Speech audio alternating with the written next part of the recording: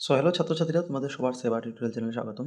Friends, আজকের ভিডিওটা আমি ডিসকাস করব তোমাদের এইচএসএলসি এক্সামের জন্য ইম্পর্টেন্ট ভূগোলের কোশ্চেন, মানে সোশ্যাল সায়েন্সের পোর্শনের। আমি আগের পার্টে ইতিহাসের কোশ্চেন ডিসকাস করেছি তোমাদের 2015 থেকে, মানে এই বইটা তোমাদের প্রকাশ পেয়েছে যখন থেকে শুরু করে 2024 পর্যন্ত। আর এখন আজকে ভূগোলের কোশ্চেন ডিসকাস করব। তো চলো আরম্ভ করি। ইতিহাসের পোর্শনটা না দেখে থাকলে তোমরা লিঙ্ক দিয়ে দিব, আমি দিয়ে দেখে নিবে, ঠিক আছে? এটা সব প্রিভিয়াস ইয়ার কোশ্চেন এমসিকিউ আছে, আমি একটু ডিটেলসে ডিসকাস করছি, কারণ তোমরা জানছোই আজকাল যেটা কোশ্চেন আসছে একটু ডিটেলসে আসছে। দেখো, প্রথম প্রশ্নটা, নিচের কোনটি মানব সৃষ্ট সম্পদ? ঠিক আছে, এখানে চারটা অপশন দেওয়া আছে। ফরেস্ট বা অরণ্য, জলসিঞ্চন, নদ নদী, খনিজ তেল। ঠিক আছে, তো এখানে কোনটা মানব সৃষ্ট সম্পদ? মানব সৃষ্ট সম্পদ বলতে কি বুঝো? মানুষের দ্বারা যেটা সৃষ্ট সম্পদ এটাকে মানব সৃষ্ট সম্পদ বলে। দেখো, জঙ্গল বা অরণ্য এটা কি মানুষ বানাবে নাকি? না, এটা অরণ্যটা এটা মানব সম্পদ হবে না। অরণ্যটা তুমি বলতে পারো এটা মানে জাতীয় সম্পদের ক্যাটাগরিতে পড়ে যাবে, বা অ্যাকচুয়ালি এটা আন্তর্জাতিক বা বিশ্ব সম্পদের ক্যাটাগরিতেও পড়ে যাবে। ঠিক আছে, তো এটা বিশ্ব সম্পদ বা আন্তর্জাতিক সম্পদও হতে পারে। ফরেস্ট, ইরিগেশন, হ্যাঁ এইটা হবে তোমাদের মানব শাস্ত্র। ইরিগেশন মানে বুঝো জলসিঞ্চন যাকে বলছে, মানে যেমনি আমরা পুষ্কুনি, খাল বিল ইত্যাদিতে জল জমিয়ে রাখি না, যখন মানে বৃষ্টির দিন শেষ, তখন তো আর, এখন যেমন ঠান্ডার দিন আছে এখন তো আর বৃষ্টি পড়ছে না, তো জলটা কোথা থেকে পাবে? যদি তুমি আগে থেকে জল না রাখো স্টোর করে, তো কোথা থেকে জল পাবে? তো এটা হচ্ছে জলসিঞ্চন। পুকুর, জলাশয়, খাল বিল, নদী নালা, মানে কুয়া যেমনি আছে, এগুলোতে আমরা জল ব্যবস্থা, বোরওয়েল থাকে, ওইটা হচ্ছে জলসিঞ্চন। ঠিক আছে, তো এটা হবে আনসার, এটাই মানব সৃষ্ট। রিভার, নদ নদী, রিভার নদ নদী এটা তো প্রাকৃতিক সম্পদ হয়ে যাবে, বা একটা দেশের জাতীয় সম্পদও বলতে পারো নদ নদীকে, যেমন ব্রহ্মপুত্র, বরাক, এগুলো জাতীয় সম্পদ হতে পারে একটা দেশের, কারণ এই নদী দিয়ে একটা দেশের সীমানাও হতে পারে। ঠিক আছে, এখন দেখো, খনিজ তেল যেটা আছে এটা অনবীকরণযোগ্য সম্পদ, কারণ এটা পুনরায় একবার শেষ হলে পুনঃসৃষ্টি করা সম্ভব নয়, এর জন্য এটা অনবীকরণযোগ্য সম্পদ। ঠিক আছে, তো দেখো, অবশ্য সম্পদের ক্যাটাগরি তোমাদের, মানে সম্পদকে কয় ভাগে ভাগ করা এটা তোমাদের ভূগোল বইয়ে সুন্দর দেওয়া আছে। আমি বাংলা মিডিয়ামের জন্য ডিসকাস করছি, তো তোমাদেরকে বলে দিচ্ছি। দেখো, এটা সম্পদের ক্যাটাগরি আছে, যেমনি সম্পদকে আমরা যদি 4 প্রকারে ভাগ করতে পারি। একটা হচ্ছে সৃষ্টির প্রক্রিয়া অনুসারে, একটা গঠন অনুসারে, একটা উপলব্ধ স্থায়িত্ব অনুসারে, একটা মালিকি সত্ত্ব ভিত্তি করে। তো দেখো, সৃষ্টি প্রক্রিয়া অনুসারে সম্পদকে কয় ভাগে ভাগ করা যায়? 3 ভাগে: প্রাকৃতিক সম্পদ, মানব সৃষ্ট সম্পদ, মানব সম্পদ। এক্সাম্পলগুলো তোমরা নিজে দেখে নেবে, ঠিক আছে, বইয়ে আছে। গঠন অনুসারে, অবশ্যই আমি বড় প্রশ্ন যখন ডিসকাস করবো তখন করে দিব এটা। গঠন অনুসারে জৈব বা অজৈব 2 সম্পদ ভাগ করা যায় 2 ভাগে। উপলব্ধ স্থায়িত্ব অনুসারে 2 ভাগে, নবীকরণ অনবীকরণযোগ্য সম্পদ। আর মালিকি সত্ত্ব অনুসারে 3 ভাগে: ব্যক্তিগত সম্পদ, জাতীয় সম্পদ, আন্তর্জাতিক সম্পদ। তো ভেরি ইম্পর্টেন্ট, এখান থেকে এমসিকিউ ঘুরিয়ে ফিরে আসতে পারে, তোমরা এটা পুরো ভালোভাবে পড়ে নিবে। ঠিক আছে, তো এখন নেক্সট কোশ্চেনে আমরা যাই। এরপর দেখো, নেক্সট কোয়েশ্চেন বলছে অ্যাসিড বৃষ্টি সাধারণত সৃষ্টি হয়। তো অ্যাসিড বৃষ্টি যেটা আছে, অ্যাসিড রেন, এটা কোথায় হয় বা কির ফলে সৃষ্টি হয়, কোন এরিয়ায় সৃষ্টি হয়? বলছে মেরু অঞ্চলে, অরণ্য অঞ্চলে, না ঔদ্যোগিক অঞ্চলে, না তৃণভূমি অঞ্চলে। তো দেখো, অ্যাসিড বৃষ্টি যেটা আছে এটা তোমাদের সৃষ্টি হয় ঔদ্যোগিক অঞ্চলে। আনসারটা হবে ইন্ডাস্ট্রিয়াল এরিয়া। ঠিক আছে, মানে ইন্ডাস্ট্রিয়াল এরিয়া বলতে সেই এরিয়া যেখানে আহ, জিনিসপত্র নির্মাণ করা হয়, কারখানা যেরকম বলতে পারো তুমি, কারখানায় জিনিসগুলো নির্মাণ হয়। ঠিক আছে, তো কারখানায় কি হয়, বিভিন্ন ধরনের কেমিক্যাল থাকতে পারে ইত্যাদি, তো এইগুলো জলটা নর্মাল মানুষ যদি পান করে তো ক্ষতি করবে, মানুষের মৃত্যু পর্যন্ত হতে পারে। ঠিক আছে, বিভিন্ন ধরনের রোগে ভুগবে। তো এটা জেনারেলি মানুষের ঘর বাড়িতে যেখানে থাকে এখান থেকে একটু দূরে হয়। ঠিক আছে, জনবসতি থেকে একটু দূরেই কারখানাগুলো থাকে। তো অ্যাসিড বর্ষণ এখানে ওই ঔদ্যোগিক অঞ্চলে সৃষ্টি হয়। এখন একটা অ্যাসিড বৃষ্টি থেকে ইম্পর্টেন্ট প্রশ্ন আছে, যে অ্যাসিড বৃষ্টি যেটা হয় এটা মেনলি কিসের ফলে হয়, কিসের ফলে? তো এটা দেখো, তোমাদের বই দেখে দিচ্ছি যে আহ, দেখো এখানে অ্যাসিড বৃষ্টি যেটা হয় এটা মেনলি বায়ুমণ্ডলে জমা সালফার ডাই অক্সাইড, SO2 বলতে পারো, এবং নাইট্রোজেন অক্সাইড, NO। ঠিক আছে, এখানে NO2 বলবো না, কারণ নাইট্রোজেন ডাই অক্সাইড না, খালি নাইট্রোজেন অক্সাইড। তো সালফার ডাই অক্সাইড এবং এই নাইট্রোজেন ডাই অক্সাইডের জন্য অ্যাসিড বৃষ্টিটা হয়। ঠিক আছে, যেটা জেনারেলি যেটা জলাশয় থাকে, জল প্রদূষণের অন্যতম কারণ এটা। ঠিক আছে, আর যদি তুমি বায়ু প্রদূষণের দৃষ্টি দিয়ে দেখো, তো বায়ু প্রদূষণের ক্ষেত্রেও কিন্তু এই অ্যাসিড বৃষ্টিটা ইম্পর্টেন্ট আছে, মানে এর জন্য অনেক ক্ষতি হতে পারে। তো দেখো, বায়ুমণ্ডলে যদি সালফার ডাই অক্সাইড এবং নাইট্রোজেন ডাই অক্সাইড সঞ্চিত হলে অ্যাসিড বৃষ্টিপাত ঘটে। তো বায়ুমণ্ডলের ক্ষেত্রে তোমার হচ্ছে সালফার ডাই অক্সাইড এবং নাইট্রোজেন ডাই অক্সাইড, দুটোটার ক্ষেত্রে ডাই আছে, মানে SO2 NO2 বলতে পারো। এটা তোমার বায়ুমণ্ডলের ক্ষেত্রে, ঠিক আছে, বাতাসের ক্ষেত্রে অ্যাসিড বৃষ্টি ঘটার সম্ভাবনা আছে এটার জন্য। আর জলের ক্ষেত্রে দেখলে সালফার ডাই অক্সাইড এবং নাইট্রোজেন অক্সাইড, এখানে কিন্তু ডাই নেই। ঠিক আছে, মনে রাখবে জলের ক্ষেত্রে সালফার ডাই অক্সাইডটা ঠিকই আছে আগের মতোই, কিন্তু এখানে আগেরটা ছিল বায়ুতে ছিল নাইট্রোজেন ডাই অক্সাইড, কিন্তু এখানে খালি নাইট্রোজেন অক্সাইড জলের ক্ষেত্রে। এই জিনিসটা তোমরা মনে রাখে নিবে একটু। ঠিক আছে, বাকি এখন ডিটেলস বলছি না, বড় প্রশ্ন আমরা এটা পড়বো। এরপরে প্রশ্ন দেখো, বলছে প্রাকৃতিকভাবে ইউরোপ মহাদেশকে এশিয়া মহাদেশ থেকে পৃথক করে রেখেছে। তো ইউরোপ মহাদেশকে এশিয়া মহাদেশ থেকে কি পৃথক করে রেখেছে? এখানে 4টা অপশন আছে। তো আমি টাইম ওয়েস্ট না করে আমি ডাইরেক্ট আনসারটাই তোমাদেরকে বলছি। আনসারটা হবে ইউরাল পর্বতমালা। আনসারটা কি হবে? উরাল বলেছে, এখানে অ্যাকচুয়ালি ইউরাল হতো, ঠিক আছে? ইউরাল পর্বতমালা, এটা তোমাদের প্রশ্ন যেটা বলেছে ইউরোপ মহাদেশকে এশিয়া মহাদেশ থেকে পৃথক করেছে। তো দেখো তোমাদের ডাইরেক্ট আমি বইয়ে দেখিয়ে দিচ্ছি কোথায় আছে জিনিসটা লেখা। তো এখানে লেখা আছে অর্থাৎ ইউরোপ মহাদেশটিকে ৩ দিক থেকে, আচ্ছা এটা না, এখানে দেখো প্রাকৃতিকভাবে ইউরাল পর্বতমালা এবং ইউরাল নদী ইউরোপ মহাদেশকে এশিয়া মহাদেশ থেকে পৃথক করেছে। তো দুটোটা মনে রাখবে, একটা হচ্ছে ইউরাল পর্বতমালা আর এর সঙ্গে আছে ইউরাল নদী, এটা ইউরোপ মহাদেশকে এশিয়া মহাদেশ থেকে প্রাকৃতিকভাবে পৃথক করে রেখেছে, ঠিক আছে? এটা ভেরি ইম্পর্টেন্ট মনে রাখবে। এবার প্রশ্নটা দেখো, বলছে বর্তমান অসমে কাজিরাঙ্গাকে ধরে মোট রাষ্ট্রীয় উদ্যানের সংখ্যা কত? তো কাজিরাঙ্গাকে ধরে মোট রাষ্ট্রীয় উদ্যানের সংখ্যা কত আছে বর্তমানে? তো দেখো এখানে তো প্রিভিয়াস ইয়ার প্রশ্ন এটা ছিল, এটা 2018 প্রশ্ন, তো অনেক আগের। এখন কিন্তু তোমার যদি এক্সামে আসে 2026 যদি প্রশ্নটা আসে, তুমি লিখবে যেটা ন্যাশনাল পার্কস বা তোমার রাষ্ট্রীয় উদ্যানের সংখ্যা যেটা হবে টোটাল, এটা 8টা হবে। ঠিক কয়টা লিখবে? 7টা না, কিন্তু একটা এই কয়দিন আগে একটা নতুন একটা ডিক্লেয়ার করা হয়েছে, টোটাল 8টা হবে ন্যাশনাল পার্ক। মনে রাখবে আসামে ন্যাশনাল পার্কের সংখ্যা বা রাষ্ট্রীয় উদ্যানের সংখ্যা কয়টা? 8টা, ঠিক আছে? আর এই জিনিসটা তোমাদের বইয়ে লেখা আছে, দেখো এক জায়গায় তোমরা বইয়ে পড়বে তো উল্টা লিখে আসবে, কারণ বর্তমান চেঞ্জ হয়েছে। দেখো অসমে মোট, এখানে বলেছে বর্তমান রাজ্যে কাজিরাঙ্গা সহ, এই জিনিসটাই প্রশ্নটা অ্যাকচুয়ালি দিয়েছিল। মোট এখানে কয়টা লেখা ছিল, 5টা না কয়টা, এখানে অ্যাকচুয়ালি 8টা বানিয়ে নেবে, ঠিক আছে? 8টি রাষ্ট্রীয় উদ্যান, এটা পেজ নাম্বার 88 পাবে ভূগোল বইয়ে, 88 নম্বর পেজে। এটা 8টি রাষ্ট্রীয় উদ্যান হবে এবং 3টি প্রস্তাবিত অভয়ারণ্য। কয়টি হবে? 2টি জায়গায় 3টা করবে এবং এটা 18টা করে নেবে, 20টি অভয়ারণ্য না, এটা 18টি অভয়ারণ্য আছে, ঠিক আছে? তো এটা 8টা রাষ্ট্রীয় উদ্যান, এটা 3টা প্রস্তাবিত, আর এটা 18টা অভয়ারণ্য আছে, এটা তোমরা কারেক্ট করে নেবে। এই প্রশ্ন দেখো, বলছে নিচের কোনটি একটি অজীবীয় সম্পদ, মানে অ্যাবায়োটিক রিসোর্স? তো দেখো ফ্রেন্ডস, জৈবিক আর অজৈবিক দুইটা সম্পদ থাকে, তোমরা জৈব সম্পদ অজৈব সম্পদ বলতে পারে। তো প্রথম এটা দেখে নাও জৈব আর অজৈব সম্পদ কি, তখন আমরা এটা কোশ্চেনটা ডিসকাস করবো। দেখো প্রাকৃতিক গঠন অনুসারে সম্পদের মধ্যে যেসবের প্রাণ বা জীবন আছে তাকে জৈব সম্পদ বলে, ঠিক আছে? যেসবের প্রাণ আছে বা জীবন আছে তাকে জৈব সম্পদ বলে। এবং যেসব সম্পদ নির্জীব মানে প্রাণ নেই, তাদের প্রাণহীন, তাদের অজৈব সম্পদ বলে, ঠিক আছে? যাদের প্রাণ আছে তাদের জৈব সম্পদ, আর যাদের প্রাণ নেই প্রাণহীন তাদের অজৈব সম্পদ বলবো। দেখো তো প্রাণ প্রাণ কাদের আছে? তো উদ্ভিদ, প্রাণী, মাছ, শস্য ইত্যাদি জৈব সম্পদ, কারণ এদের প্রাণ আছে। উদ্ভিদ একটা শ্বাস প্রশ্বাস নেয়, কারণ উদ্ভিদ না থাকলে আমরা কিভাবে শ্বাস পাতাম এখান থেকে, ঠিক আছে? অক্সিজেন কোথেকে পেতাম? প্রাণী আছে, ঠিক আছে? বিভিন্ন ধরনের প্রাণী যেটা আছে, মাছ আছে, শস্য ইত্যাদি সব প্রাণ আছে, এই জন্য এটা জৈবিক। আর মাটি, শিলা, জল, বায়ু, খনিজ পদার্থ, কয়লা ইত্যাদি সব অজৈব সম্পদ, এটা মনে রাখবে। তো এখানে প্রশ্ন তো দেখো, আমাদের বলেছিল কোনটা অজৈব সম্পদ, তো বায়ু না ব্যাকটেরিয়া। তো ব্যাকটেরিয়া কিন্তু জীবিত, ঠিক আছে? ব্যাকটেরিয়া যেটা হয় এটা আমাদের শরীরে যেহেতু প্রবেশ করে, মানে এটা জীবিত অবস্থায় আছে, তো যেহেতু জৈব হবে, জৈবিক। ফাঙ্গাস বা ছত্রাক এটাও জৈবিক আছে, ঠিক আছে? কারণ ছত্রাক দেখবে আমরা পাউরুটি উটি খাই যখন, 2 দিন রেখে দিলে ব্রেডের উডে দেখবে একটা ছত্রাক সাদা সাদা কি লেগে যায়, এটা ছত্রাক, মানে জীবিত অবস্থায় আছে বলে তো এটা এরকম লাগছে। এরপর শস্য, ঠিক আছে? যদিও আমরা চোখে দেখতে পাচ্ছি না, এখন শস্য এটাও জীবিত। তো এখানে আমাদের আনসারটা হয়ে যাবে বায়ু। আমি একটু ডিটেলসে বলছি কারণ এখান থেকে যেটাই কোয়েশ্চেন হয় তোমরা বলতে পারবে, এমনি টপিকটা সোজা আছে। একটা জিনিস মনে রাখো এখান থেকে, দেখো আহ, আহ, কিন্তু জেনে রাখা ভালো যে কয়লা, খনিজ তেল, প্রাকৃতিক গ্যাস ইত্যাদি উৎপত্তির দিক দিয়ে মূলত জৈবিক, ভেরি ইম্পর্টেন্ট লাইন। যদি বলে যে আমরা তো জানছি এখানে বলা আছে পরিষ্কার যে কয়লা, খনিজ তেল, প্রাকৃতিক গ্যাস ইত্যাদি অজৈব, কিন্তু আম, এটা জেনে রাখা দরকার যে এইগুলা উৎপত্তির দিক থেকে মূলত জৈবিক। তুমি বলবে কেমনি উৎপত্তির দিক থেকে? কারণ দেখো কয়লা যেটা উৎপত্তি হয়েছে বা খনিজ তেল হয়েছে, খনিজ তেল সমুদ্র নিচের থেকে, ঠিক আছে, পাওয়া যায়, বা প্রাকৃতিক গ্যাস মাটির তলায়। তো মাটির তলে লক্ষ লক্ষ বছর আগে যখন পৃথিবী বিনাশ হয়েছিল, ঠিক আছে, ডাইনোসর, এরপর অন্যান্য উদ্ভিদ, প্রাণী ইত্যাদি মৃত হয়, মাটির মধ্যে পড়ে চাপা খেয়ে, ওইটার থেকেই তো মাটির তলা থেকে তারা পচে গলে এরপরে এগুলো সৃষ্টি হয়েছে, কয়লা, খনিজ তেল, প্রাকৃতিক গ্যাস।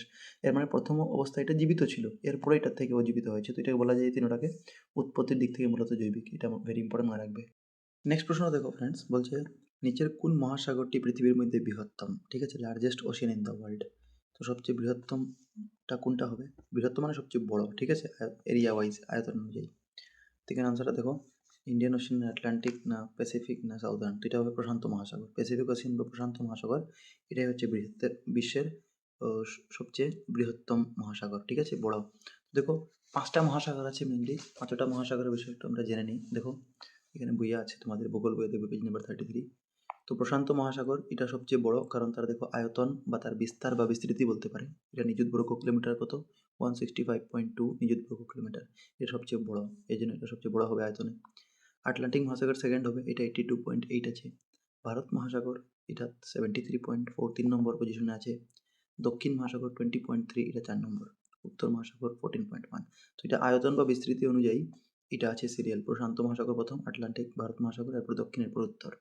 কিন্তু এখন দেখো আমি সাইডে 5000 3000 এটা মিটার কি লিখেছি, এগুলো অ্যাকচুয়ালি তাদের গভীরতা লিখেছি। তো যদি তোমাদের কোনো সময় এটা আজকাল কারো নতুন প্রশ্ন আসছে প্যাটার্ন, যদি সিরিয়াল সাজানিয়ে আসে ছোট বড়, তো প্রশান্ত মহাসাগর সবচেয়ে বেশি গভীরও আছে, ঠিক আছে, বড় আছে, এর সঙ্গে সবচেয়ে গভীরও বেশি। এটা 5000 মিটার তার গভীরতা, ঠিক আছে, 5000 মিটার। সেকেন্ড হবে কিন্তু দেখো ভারত মহাসাগর, এখানে কিন্তু এই সিরিয়ালটা ফলো করবে না। প্রশান্ত মহাসাগর ফার্স্ট আছে গভীরতা অনুযায়ী, এরপরে কিন্তু ভারত মহাসাগর আছে, ঠিক আছে, 4000 মিটার, এটা সেকেন্ড হবে। থার্ড হবে তোমার গভীরতা অনুযায়ী উত্তর মহাসাগর, এখানে দেখো উত্তর মহাসাগর থার্ড হবে গভীরতা অনুযায়ী, কারণ 3500 আছে। তো এইখানে এই জিনিসটা তোমরা আলাদা করে খাতায় লিখে নিতে পারো বা মাথায় রেখে নাও যে প্রশান্ত মহাসাগর গভীরতা আছে 5000, ঠিক আছে, এটা তোমাদের বই অবশ্য দেওয়া আছে, তোমরা এখানে আগে একটা মহাসাগরের বিষয়ে ডিটেলসে পড়বে। তো প্রশান্ত মহাসাগরের বিষয় দেওয়া আছে, তোমরা পড়বে। তো দেখো যে এটা প্রশান্ত মহাসাগর গড় গভীরতা 5000 মিটার, এটা আমি এর জন্য আলাদা করে আগে লিখে নিয়েছি। এটা সবচেয়ে 5000 মিটার, এটা সবচেয়ে বেশি প্রশান্ত মহাসাগর গড় গভীরতা। এরপরে সেকেন্ড হবে ভারত মহাসাগর, যেটা 4000 মিটার।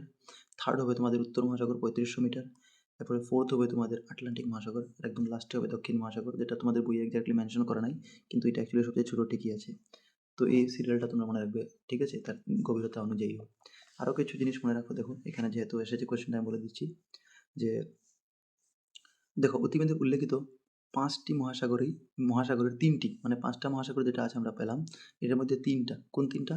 প্রশান্ত মহাসাগর, আটলান্টিক মহাসাগর এবং ভারত মহাসাগর। এগুলা উত্তর এবং দক্ষিণ দুটো গোলার্ধে বিস্তৃত, মনে রাখবে, উত্তর এবং দক্ষিণ গোলার্ধে দুটোটাইতে আছে কোনটা? 3টা মহাসাগর, প্রশান্ত মহাসাগর, আটলান্টিক এবং ভারত মহাসাগর। আর বাকি যেটা বাঁচলো, যেমন দক্ষিণ মহাসাগর দক্ষিণ গোলার্ধে আছে এবং উত্তর মহাসাগর উত্তর গোলার্ধে অবস্থিত। তো মনে রাখবে, ভেরি ইম্পর্টেন্ট যে লাইনগুলো আমি পড়তে গেছিলাম, ঠিক আছে, উত্তর এবং দক্ষিণ দুটোটার মধ্যে কোনটা অবস্থিত? এই 3টা, প্রশান্ত, আটলান্টিক, ভারত। আর যদি বলে খালি দক্ষিণে, তো খালি দক্ষিণে হবে দক্ষিণ মহাসাগর, আর খালি উত্তর উত্তর মহাসাগর, ঠিক আছে। তো এটা মনে রাখবে। আরেকটা দেখো, বিস্তৃতি এবং আয়তন হিসাবে মহাসাগরের মধ্যে প্রশান্ত মহাসাগর সর্ববৃহৎ। তো এটা একটু আগে পড়লাম যে আয়তন বা বিস্তৃতি অনুযায়ী সবচেয়ে বড় ছিল প্রশান্ত মহাসাগর এবং সবচেয়ে ছোট উত্তর মহাসাগর, এখানে লাস্টে পেয়েছিলাম, ঠিক আছে, কিন্তু গভীরতার অনুযায়ী তোমরা আমরা সিরিয়ালটা মনে রাখবে। এরপর কোয়েশ্চেন দেখো ফ্রেন্ডস, বলছে নিম্নলিখিত গ্যাসগুলির কোনটি গোলকীয় উত্তাপ বৃদ্ধির জন্য দায়ী, মানে গ্লোবাল ওয়ার্মিংয়ের জন্য দায়ী কোন গ্যাসটা? দেখো এখানে বলছে কার্বন দায়ী নয় বলছে, দেখো পুরো প্রশ্নটা ভালোভাবে পড়বে এর জন্য এক্সামে, দায়ী নয় বলছে, ঠিক আছে, মানে 3টা এখানে অপশন হবে যেটা দায়ী আছে আর একটা হবে না। তো কার্বন ডাইঅক্সাইড এটা কি? তো এটা তো তোমাদের গোলকীয় উত্তাপের জন্য দায়ী, গ্রিন হাউসের জন্য এটা দায়ী আছে, তো এটা তো আনসার হবে না। এখানে বলছে কোনটা নয়? ওজন। ওজন অবশ্যই এটা গ্রিন হাউসের জন্য দরকার না, এটা ওজন তো তোমার, ঠিক আছে, এটা ওজন যেটা লেয়ার থাকে এটা যখন ক্ষতি করে এটা ওজন, তো আনসার এখানে ওজনই হবে। দেখো মিথেন আছে, methane actually green house gas এর মধ্যে পড়ে। আমাকে জিজ্ঞেস করেছিল কোনটা মিথেন গ্যাস নয় গ্রিন হাউস, তো এটা তো গ্রিন হাউস গ্যাস হয়, নাইট্রাস অক্সাইডও গ্রিন হাউস গ্যাস হয়। তো দেখো ভূগোল বইয়ে তোমরা চ্যাপ্টার নম্বর 2 নিশ্চয়ই পড়েছো, এখানে তোমরা পেজ নাম্বার 26 যদি একটু নোটিস করো, তো এখানে দেখো লেখা আছে যে বায়ুমণ্ডলে উপলব্ধ বিশেষ কিছু গ্যাস ভূপৃষ্ঠ থেকে প্রতিফলিত সৌরশক্তি শোষণ করে, ঠিক আছে, মানে পৃথিবীর যেটা সূর্যের রশ্মি থেকে ডাইরেক্ট যেটা আলো আসে ভূপৃষ্ঠে পড়লো, মাটিতে পড়লো, ঠিক আছে, পৃথিবীতে, তো এটার থেকে যেটা প্রতিফলিত সৌরশক্তি হয়, এটা থেকে পড়ার পরে প্রতিফলিত যেটা হলো সৌরশক্তি, এটা শোষণ করে রাখতে পারে। তো এরকম বায়ুমণ্ডলে, আমাদের বায়ুমণ্ডলের চতুর্দিকে কিছু বিশেষ গ্যাস আছে, ঠিক আছে, এই গ্যাসগুলো, তো এই গ্যাসগুলো কী কী? এই গ্যাসের মধ্যে হচ্ছে carbon dioxide CO2, methane CH4, nitrous oxide N2O, জলীয় বাষ্প মানে ওয়াটার ভেপার, যাকে বাষ্প বলতে পারি, ইত্যাদি প্রধান। তোমরা রাখবে এইগুলো হচ্ছে, আর এই গ্যাসগুলি পৃথিবী থেকে প্রতিফলিত শক্তি শোষণ করে। তো পৃথিবীর থেকে যেটা প্রতিফলিত হলো শক্তি, যেটা সূর্যের রশ্মির মাধ্যমে এসেছিল পৃথিবীতে, এটা প্রতিফলিত হওয়ার পর পৃথিবী ভূপৃষ্ঠ থেকে এইটা শোষণ করে, ঠিক আছে, এই গ্যাসগুলোকে শোষণ করে বায়ুমণ্ডলের উত্তাপ নিয়ন্ত্রণে সাহায্য করে। তো পৃথিবী থেকে প্রতিফলিত শক্তি শোষণ করে এই গ্যাসগুলি পৃথিবীতে উত্তাপ নিয়ন্ত্রণে সাহায্য করে, মনে রাখবে, যার জন্য এই গ্যাসগুলোকে গ্রিন হাউস গ্যাসও বলা হয়। তো মনে রাখবে গ্রিন হাউস গ্যাস কাকে বলা হয়, কেন বলা হয়, এই লাইনগুলো পড়লে তোমাদের আনসারটা লিখে দিলে হয়ে যাবে। আশা করি জিনিসটা বুঝতে পেরেছো, এখান থেকে MCQ আসবে, যেটা আশা করি আনসার করতে পারবে। এরপর দেখো, এই গ্যাসগুলির পরিমাণ বায়ুমণ্ডলে উপলব্ধ মোট পরিমাণের মাত্র 0.1%। মনে রাখবে যে গ্রিন হাউস গ্যাসগুলি কত পার্সেন্ট আছে পৃথিবীতে, যতটা গ্যাস আছে পৃথিবীতে ওইটার মধ্যে 0.1% অনলি, ঠিক আছে, এটা মনে রাখবে। আরেকটা লাইন এখান থেকে মনে রাখতে পারো, কারণ তোমরা একটু ডিটেলসে পড়লে ভালো, বড় প্রশ্নে হয়তো কাম দিতে পারে। বায়ুমণ্ডলে গ্রিনহাউস গ্যাসের পরিমাণ বাড়লে সাধারণত বায়ুমণ্ডলে উত্তাপ বাড়ে। তো গ্রিনহাউস গ্যাসের যদি পরিমাণ বাড়ে তো উত্তাপ যেটা আছে এটাও বেড়ে যায়, মনে রাখবে। আর বায়ুমণ্ডলে উত্তাপ বৃদ্ধিতে গ্রিনহাউস গ্যাসগুলির মধ্যে কোন গ্যাসের সর্বাধিক ভূমিকা আছে? তো CO2 যেটা মেইন মানে গ্রিনহাউস গ্যাস, ঠিক আছে, এটা মনে রাখবে। বাকিগুলো আছে কিন্তু এটা মেইন, তার বেশি ভূমিকা আছে, ঠিক আছে। তো আশা করি এইগুলো জিনিস তোমরা এখান থেকে মনে রাখবে নিশ্চয়ই। তারপরে দেখো বলছে নিচের কোনটি মানব সৃষ্ট সম্পদ, ম্যানমেড রিসোর্স? তো এটা একটু আগে আমরা পেয়েছিলাম কোয়েশ্চেনটা, ঠিক আছে। তো কী হবে মানব সৃষ্ট, এটা নদী হবে না মিনারেল অয়েল খনিজ তেল হবে?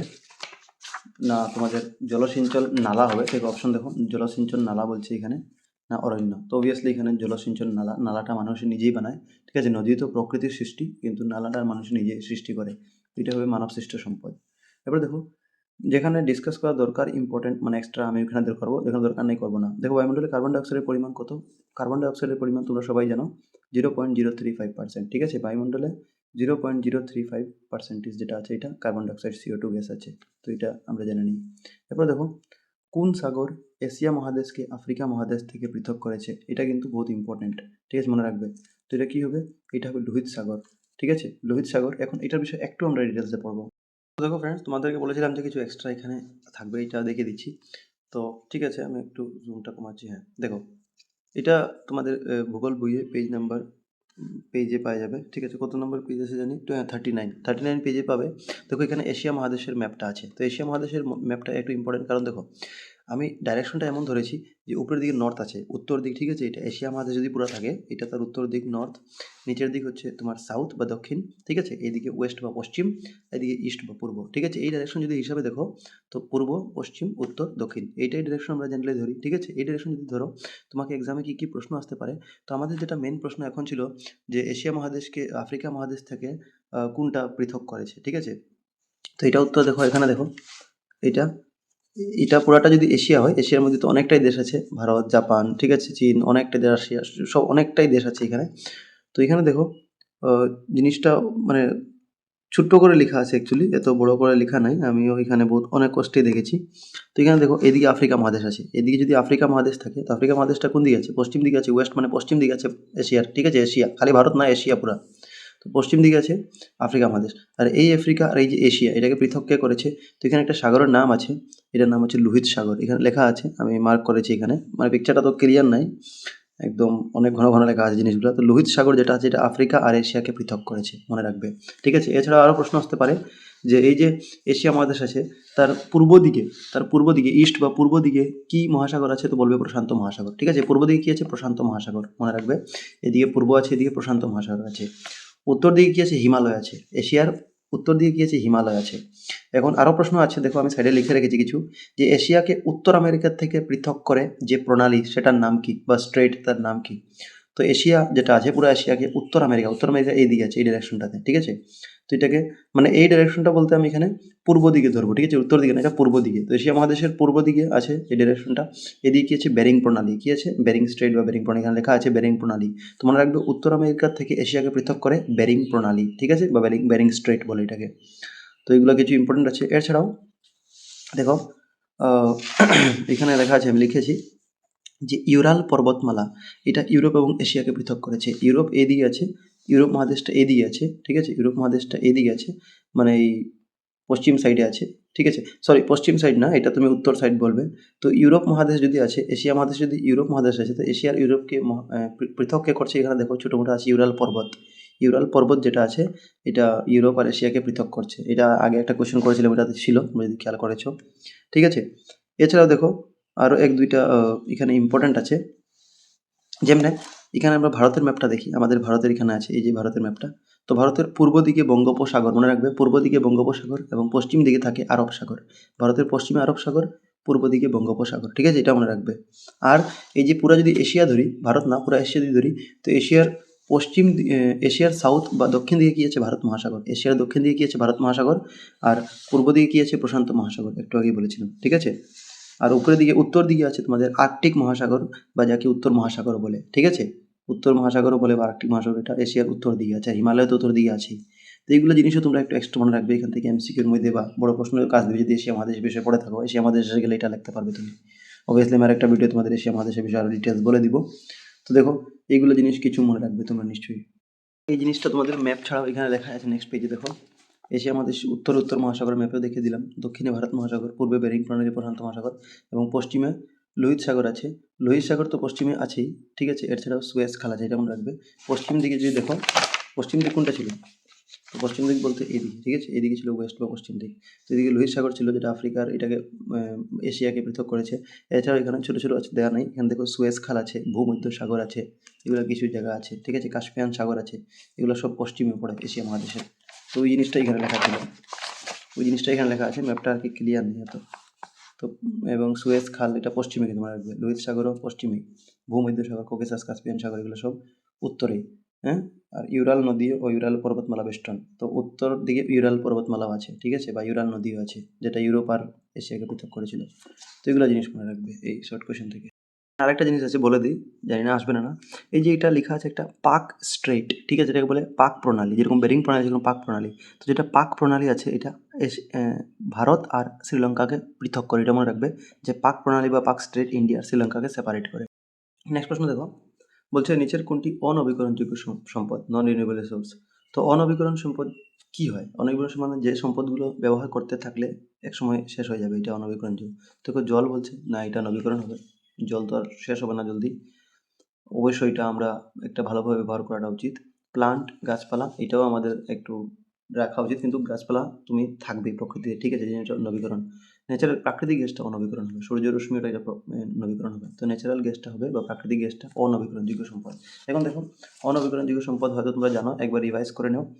দেখো যে সকল সম্পদ ব্যবহারের পর, মানে এরকম লিখতে পারো যে পৃথিবীতে উপলব্ধ যে সকল সম্পদ, ঠিক আছে, দেখো এখানে লেখা লাইনটা লেখা আছে প্রথম দিকে, যে পৃথিবীতে উপলব্ধ প্রাকৃতিক সম্পদগুলোর মধ্যে কিছু কিছু সম্পদ ব্যবহারের পর একেবারে নিঃশেষ হয়ে যায় না, এবং কিছু কিছু সম্পদ ক্রমান্বয়ে নিঃশেষ হয়ে যায়, মানে যেগুলো ব্যবহার করার পরে শেষ হয়ে যায়, কিছুটা আছে যেগুলো শেষ হয় না, তো যেগুলো শেষ হয় না এটা অনবীকরণযোগ্য সম্পদ। তো যে সকল সম্পদ ব্যবহারের পর নবীকরণ বা পুনঃসৃষ্টি করা সম্ভব নয়, এটা তুমি নতুন করে সৃষ্টি করতে পারবে না এবং একেবারে নিঃশেষ হয়ে যায়, তেমন সম্পদকে অনবীকরণযোগ্য সম্পদ, বা এটার অন্য নাম ক্ষয়শীল সম্পদও বলে। অনবীকরণযোগ্য সম্পদের নাম কিন্তু অন্য নাম ক্ষয়শীল, মনে রাখবে, বা পুনঃসৃষ্টিহীন, ঠিক আছে, সম্পদ মনে রাখবে। তো কী কী উদাহরণ আছে? কয়লা, খনিজ তেল, ডেফিনেশনটা পুরো পড়ে নেবে ভালো, ঠিক আছে। কয়লা, খনিজ তেল, খনিজ পদার্থের মধ্যে যেমন তামা, সোনা, চুনা পাথর, লোহা ইত্যাদি সবগুলো অনবীকরণ। আর প্রাকৃতিক গ্যাস আবার অনবীকরণযোগ্য সম্পদ, দেখলে তো আমাদের এক্সাম্পলে প্রাকৃতিক গ্যাস ছিল, তাই জন্য এটা ঠিক করলাম আমরা, ঠিক আছে। তো মনে রাখবে এগুলো হচ্ছে অনবীকরণ, আর নবীকরণ মানে যেমনি বায়ু রশ্মি, গাছপালা, জীবজন্তু, ঠিক সূর্যের রশ্মি, সূর্যের রশ্মি, জল, গাছপালা, বায়ু, জীবজন্তু, মানুষ, শস্য ইত্যাদি নবীকরণযোগ্য সম্পদ। কেন নবীকরণ? কারণ যে সম্পদগুলি অনবরত ব্যবহার করতে থাকলে পরে নবীকরণ বা পুনরায় পূরণ প্রক্রিয়ায় কখনো একেবারে নিঃশেষ না হওয়ার মতো করে রাখতে পারে, মানে এগুলো কোনোদিন শেষ হবে না, এরকম হিসাবে রাখা যায়, এটা নবীকরণযোগ্য সম্পদ, ঠিক আছে। নবীকরণ সম্পদের অন্য নাম মনে রাখবে পুনর্নবীন বা পুনঃসৃষ্টিক্ষম, ঠিক আছে। নবীকরণ হচ্ছে পুনঃসৃষ্টিক্ষম, আর এটা হচ্ছে পুনঃসৃষ্টিহীন, ঠিক আছে। তো পার্থক্যের মধ্যে তুমি এটাও লিখতে পারো যে নবীকরণ সম্পদকে পুনঃসৃষ্টিক্ষম বলে, আর নবীকরণকে পুনঃসৃষ্টি হীন বলে, এটাও তুমি লিখতে পারো, বা একটা লিখে দেবে যে এটাই ক্ষয়শীল বলে অনবীকরণযোগ্য, আর নবীকরণকে কি বলে, তো বলছে পুনর্নবীন, ঠিক আছে। এইগুলো তুমি পার্থক্য একটু লিখতে পারো। এরপরে দেখো, বলছে সবুজ গৃহ গ্যাসগুলির মধ্যে নিচের কোন গ্যাসটি গোলকীয় উত্তাপ বৃদ্ধির জন্য দায়ী? তো এটা আমরা একটু আগে কোশ্চেনটা পেয়েছিলাম। দেখো গোলকীয় উত্তাপ বৃদ্ধির জন্য গ্রিন হাউস গ্যাসের জন্য কার্বন ডাইঅক্সাইড মেইনলি দায়ী ছিল, বাকিগুলো তো নেই, ঠিক আছে। আমরা মিথেন পড়েছিলাম, নাইট্রাস অক্সাইড পড়েছিলাম, এগুলো একটু আগের ভিডিওতে পেয়েছিলাম, ঠিক আছে। এখানে কার্বন ডাইঅক্সাইড, তো এখানে আর বেশি ডিসকাস করছি না। এরপরে প্রশ্ন দেখো, বলছে পৃথিবীর দীর্ঘতম পর্বতশ্রেণী কি? মানে লংগেস্ট মাউন্টেন রেঞ্জ, সবচেয়ে লম্বা, ঠিক আছে, দীর্ঘতম পর্বতশ্রেণী। দেখো এখানে 4টা অপশন আছে, আনসারটা আমি কারেক্ট যেটা বলছি এটা হবে অ্যান্ডিজ পর্বতমালা। তো যেটা অ্যান্ডিজ পর্বতমালা এটা হবে পৃথিবীর দীর্ঘতম পর্বতশ্রেণী, ঠিক আছে, মনে রাখবে। দেখো এই জিনিসটা তোমাদের বইয়ে দেওয়া আছে ভূগোল বইয়ে, যে পৃথিবীর দীর্ঘতম প্রায় 8,000 কিলোমিটার, তার দীর্ঘটা মনে রাখবে কত লম্বা, 8,000 কিলোমিটার, পৃথিবীর দীর্ঘতম পর্বতশ্রেণী। এটার নাম কি? এটার নাম হচ্ছে অ্যান্ডিজ পর্বতমালা, ঠিক আছে। কিন্তু আরেকটা জিনিস মনে রাখবে, অ্যান্ডিজ পর্বতমালা এটা তো পৃথিবীর দীর্ঘতম পর্বতমালা ঠিকই আছে, কিন্তু যদি উচ্চতার ক্ষেত্রে হাইটের অনুযায়ী দেখা যায়, দীর্ঘতম মানে এটা লম্বায় অনুযায়ী, ঠিক আছে, 8,000 কিলোমিটার, এটা সবচেয়ে দীর্ঘতম পর্বতশ্রেণী। কিন্তু উচ্চতার ক্ষেত্রে হিমালয় পর্বতশ্রেণীর পরে নিজের স্থান। এখন উচ্চতার ক্ষেত্রে সবচেয়ে বড় পর্বতমালা, উঁচু পর্বতমালা কি যদি বলে, তো হিমালয় হবে, আর সেকেন্ড হবে অ্যান্ডিজ, মনে রাখবে। আর এমনি যদি দীর্ঘ লেন্থ বলে, ঠিক আছে, লম্বা বলে, তো এটা দীর্ঘতম হবে তোমার অ্যান্ডিজ পর্বতমালা। তো এই জিনিসটা তোমরা মনে রাখবে, কনফিউশন হবে না, ঠিক আছে। এখন অ্যান্ডিজ পর্বতমালা যখন এসেছে, তো অ্যান্ডিজ পর্বতমালার উচ্চতম শৃঙ্গটির নাম কি? মানে অ্যান্ডিজ একটা সবচেয়ে বড় পর্বতমালা, আর এই পর্বতমালার সবচেয়ে উঁচু উঁচু স্থানটার নাম কি? উচ্চতম শৃঙ্গ মানে সবচেয়ে উঁচা যেটা স্থানে শৃঙ্গ আছে পর্বতের মতো, ঠিক আছে, এটা উপরের জায়গাটার নাম কি? একানগুয়া, মনে রাখবে। একানগুয়া হচ্ছে অ্যান্ডিজ পর্বতমালার সবচেয়ে উচ্চতম শৃঙ্গের নাম, একানগুয়া, ঠিক আছে। এটা প্রায় 7,020 মিটার। আচ্ছা ঠিক আছে, লেন্থটা তুমি 7,000 ধরলেও, লেন্থটা আমার না মনে রাখলেও অ্যাটলিস্ট মনে রাখবে একানগুয়া আছে, উচ্চতম শৃঙ্গটার নাম অ্যান্ডিজ পর্বতমালা, ঠিক আছে। এখন এই যে অ্যান্ডিজ পর্বতমালা এটা কোথায় আছে, কোন মহাদেশের মধ্যে আছে? তো এটা আছে তোমার দক্ষিণ আমেরিকা মহাদেশের মধ্যে। কি বললাম? অ্যান্ডিজ পর্বতমালাটা যেটা আছে, বা তোমার ওই যে, হ্যাঁ অ্যান্ডিজই উচ্চতম যে পর্বতমালা, এটা দক্ষিণ আমেরিকা মহাদেশের মধ্যে আছে। কোন মহাদেশে আছে?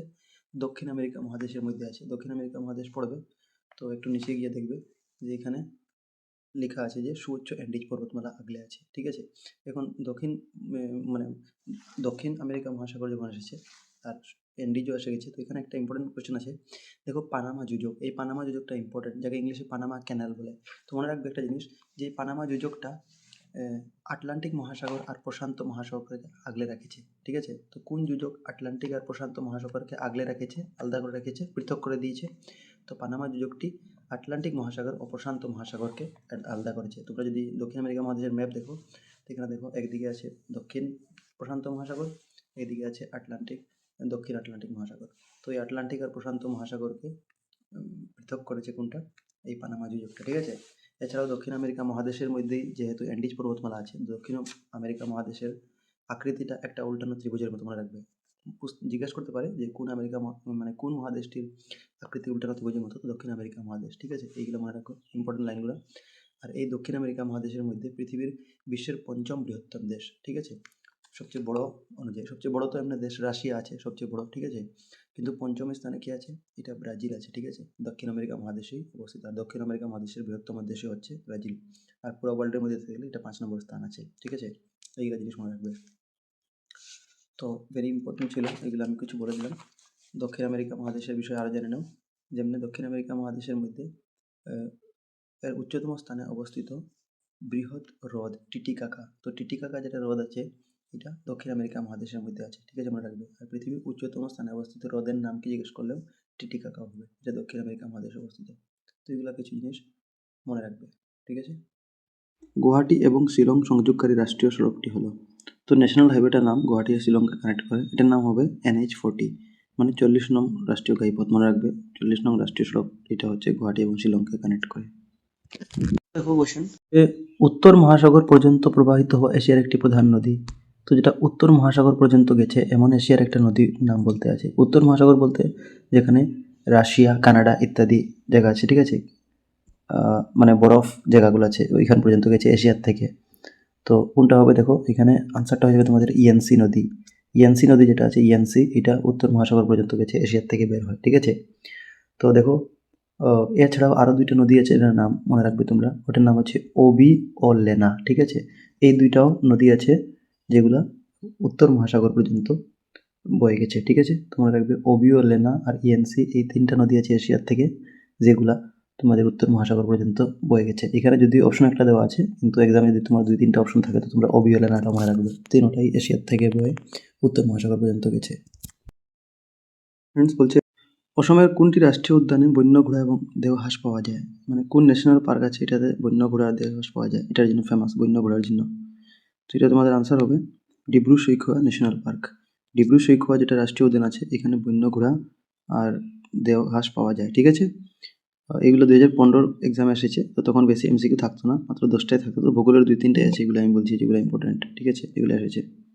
দেখো তোমাদের এখানে প্রশ্ন হবে যে বর্তমান যদি আজকের ডেটে যখন ভিডিও বানাচ্ছি 2026-এ, ঠিক আছে, আজকে 12 ফেব্রুয়ারি, এখন যদি জিজ্ঞেস করে তোমাদের 11 ফেব্রুয়ারি, আজকে যদি জিজ্ঞেস করে কয়টা তোমাদের রাষ্ট্রীয় উদ্যান আছে অসমে, তো তোমরা লিখবে এক্সামে 7টা, কারণ অফিসিয়ালি 7টাই আছে, ঠিক আছে। অন্যান্য সোর্সে 8টাও বলছে, কিন্তু অফিসিয়ালি 7টা আছে, এখনো 8 নম্বরটা ডিক্লেয়ার হয়নি। আর অভয়ারণ্য যদি বলে ওয়াইল্ড লাইফ সেঞ্চুরি, ওইটা হবে 17টা, মনে রাখবে। 17টা ওয়াইল্ড লাইফ সেঞ্চুরি আর 7টা ন্যাশনাল পার্ক, ঠিক আছে। এটা কোনো জায়গায় 18টা বলবে, এটা কোনো জায়গায় 8টা বলবে, বাট অফিসিয়ালি 7টাই আছে। অবভিয়াসলি তোমাদের স্যার ম্যাডাম স্কুলে যেটা বলবে এটাই করবে, কিন্তু আমার মতে এখানে 7টা ন্যাশনাল পার্ক আছে আসামে এখন, আর 17টা, এটা তোমরা আনসার করবে এক্সামে আসলে। তারপর দেখো ফ্রেন্ডস কোয়েশ্চেন, নিম্নলিখিত কোনটি প্রাথমিক বৃত্তি নয়? এটা 2023-এর এনসিকিউ কোয়েশ্চেন, ঠিক আছে। তো প্রাথমিক বৃত্তি নয় কোনটি? তো দেখো এখানে মাছ ধরা, না মনোজ সম্পদ আহরণ, না শিল্পোৎপাদন প্রক্রিয়া, না কৃষিকর্ম। তো দেখো এই যে বৃত্তি বলছে, এটা জেনে নাও কি। তো মানুষের অর্থনৈতিক বৃত্তি বা কার্য, এটা 4 প্রকারের, ঠিক আছে। এটা ভূগোল বইয়ে তোমরা পেয়ে যাবে পেজ নাম্বার 3-এ প্রথম দিকে। এটা ভেরি ইম্পর্টেন্ট, এটাও 2 মার্কের বা 3 মার্কের এখান থেকে আসতে পারে, তো সবগুলাই পড়ে নেবে। আর MCQতে আসবে কি, যেমন এখন দেখলাম MCQ এসে গেছে।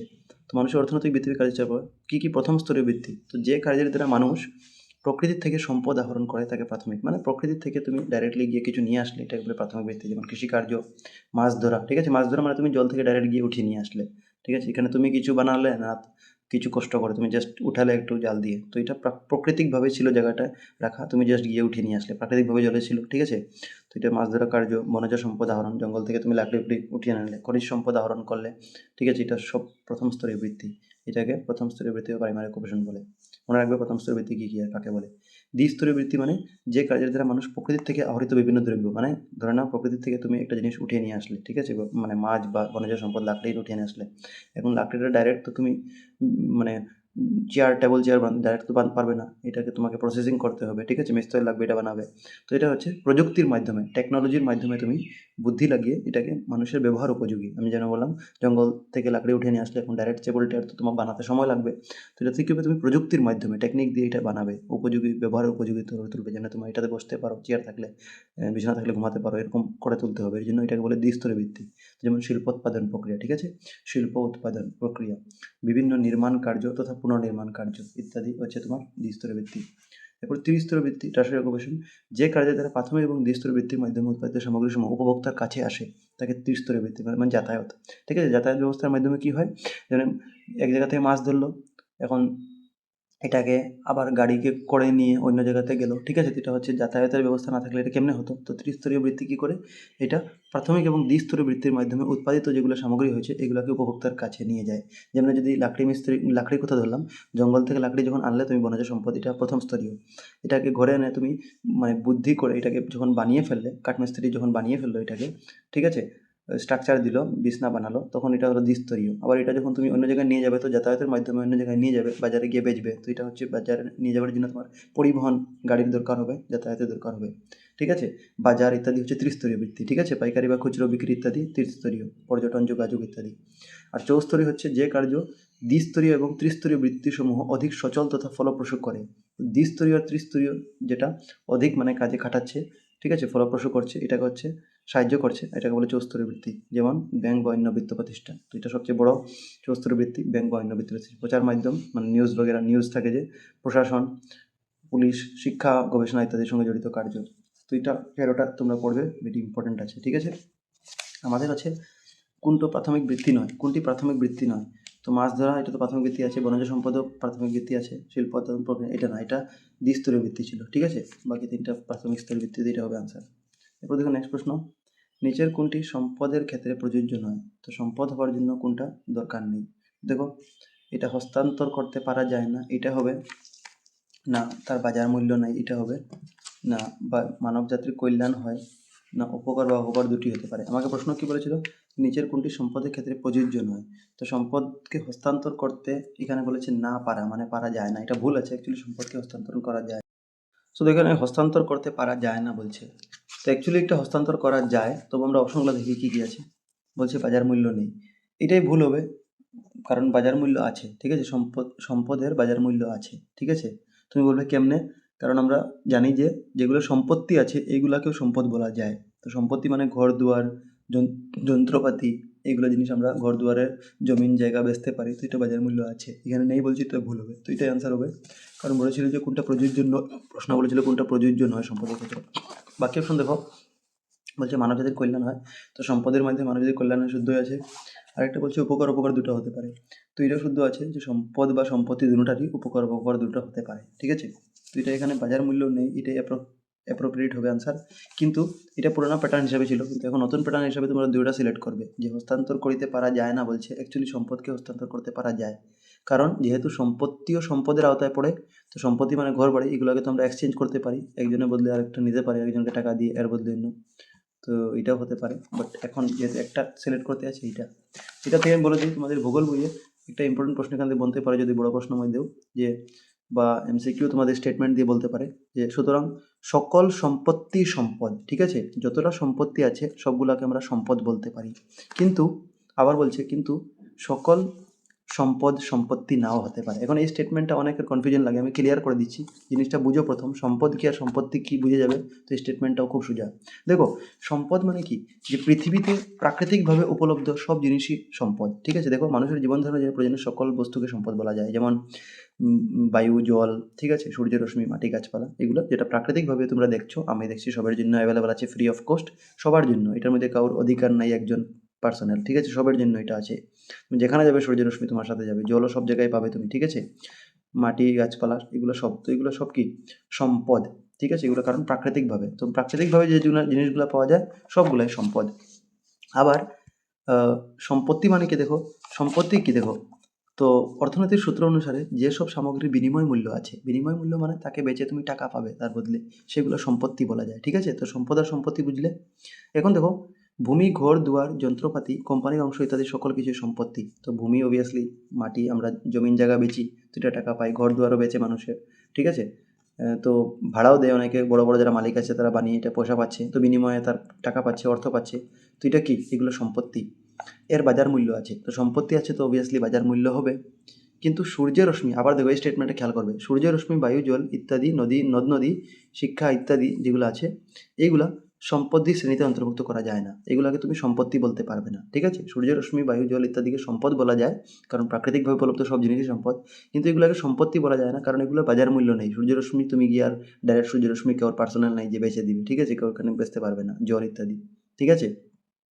নদীর জল যেটা সবার জন্য আছে, এগুলো তুমি বেচতে পারবে না, তো এগুলো সম্পত্তির আওতায় নেওয়া যায় না, কিন্তু এগুলো সব সম্পদের আওতায় আছে, জিনিসটা বুঝলে? এখন দেখো, এখন এই জিনিসটা স্টেটমেন্টটা দেখো, যে বলছে সুতরাং সকল সম্পত্তি সম্পদ, মানে সব ধরনের সম্পত্তি সম্পদ হবে। কারণ সম্পত্তি বলতে দেখো, যার মানে বিনিময়ে কিছু টাকা পাবে, তো এগুলো সবগুলো কি সম্পদের আওতায় পড়ে না? তো ঠিকই আছে, সকল সম্পত্তি সম্পদ, যতটাই সম্পত্তি আছে সবগুলো সম্পদ। এই স্টেটমেন্টটা দেখার পরেরটা, কিন্তু সকল সম্পদ সম্পত্তি নাও হতে পারে। সকল সম্পদ মানে যেগুলো প্রাকৃতিক সম্পদ আছে যেরকম, এগুলো কিন্তু সম্পত্তি না, কারণ এখনই পেলাম যেগুলো আমরা বিক্রি করতে পারবো না, তো এগুলো সব সম্পদগুলোকে আমরা সম্পত্তি বলবো না, ঠিক আছে? আশা করি জিনিসটা বুঝে গেছো তোমরা, ঠিক আছে? সম্পদের দ্বারা মানবজাতির কল্যাণ হয়, কিন্তু সম্পত্তির দ্বারা মানুষের উপকার দুটো হতে পারে। তো সম্পদের দ্বারা মানবজাতির কল্যাণ হয় এবং সম্পত্তি বা সম্পদ দুটোটাই এখানে লাগিয়ে দিবে, মানুষের উপকার দুটোটাই হতে পারে, ঠিক আছে? তো আশা করি জিনিসটা বুঝেছো, এটা স্টেটমেন্টটা পড়ে নিবে একটু।